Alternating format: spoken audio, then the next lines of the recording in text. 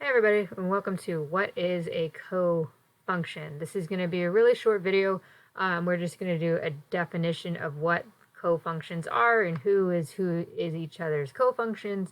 We'll do 3 examples, and that'll be it. Real nice and short and sweet. So let's get right to it. So what is a cofunction? So let's read this. A trigonometric function of an angle is always equal to the cofunction of the complement of that angle. Remember, complement is just 90 minus the original angle, right? 2 angles that are complementary, they add to 90.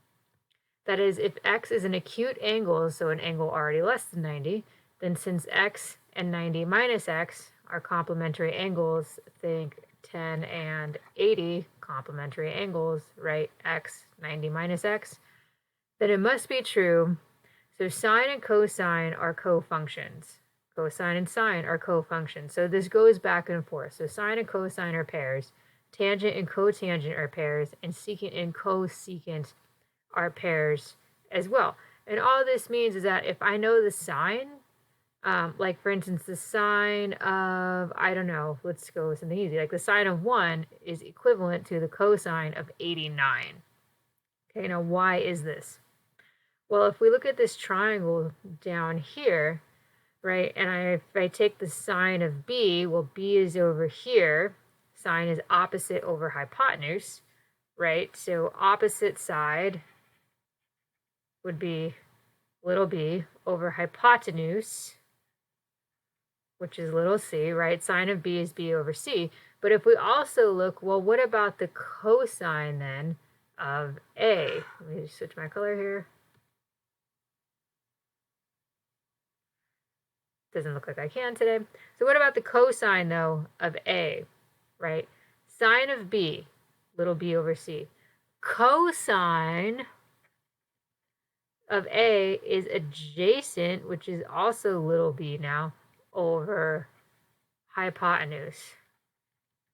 So the sine of b is equivalent to the cosine of a. And now how do a and b relate in a right triangle? Well, a and b add to 90 because they're the other two sides of a triangle, and we already know this one is 90. So a and b are complementary. So we get this breakdown here. So the sine of b is equivalent to the cosine of a, tangent of b is equivalent to the cotangent of a, secant of b is equivalent to cosecant of b, cosecant of a, and the opposites are true here as well. So cofunctions. So let's see in practice kind of how this works. So we have 3 examples here. So I know tangent and cotangent are cofunctions. So I know whatever the tangent of a number is, it's equivalent to the cotangent of the complement. What's the complement of 8? Well, that's 90 minus 8. So tangent of 8 is equivalent then to the cotangent of 82. Okay, what about secant and cosecant? Well, secant and cosecant are cofunctions. So 90 minus 73. So secant of 73 is equivalent to the cosecant of 17. Sine, cosine, cofunctions. So sine of 10 is equal to cosine of the complement. The complement is just 90 minus whatever you have.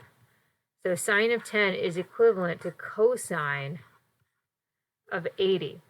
Now these relationships will come up now and again in trigonometry, and it's important to remember your cofunctions are your friend, right? Just think, if I know tangent of something, I also know cotangent. If I know secant, I know cosecant. If I know sine of the angle, I know cosine of its complement. So again, if I know tangent, I know cotangent of its complement. If I know secant, I know cosecant of its complement. If I know sine, I know cosine of its complement. Okay, just some handy things to keep in your back pocket that's going to help you with trigonometry. So thank you guys. I hope that video was valuable. It was short, but I hope that explained everything you need to know about cofunctions. And as always, if you have any questions, please don't hesitate to ask.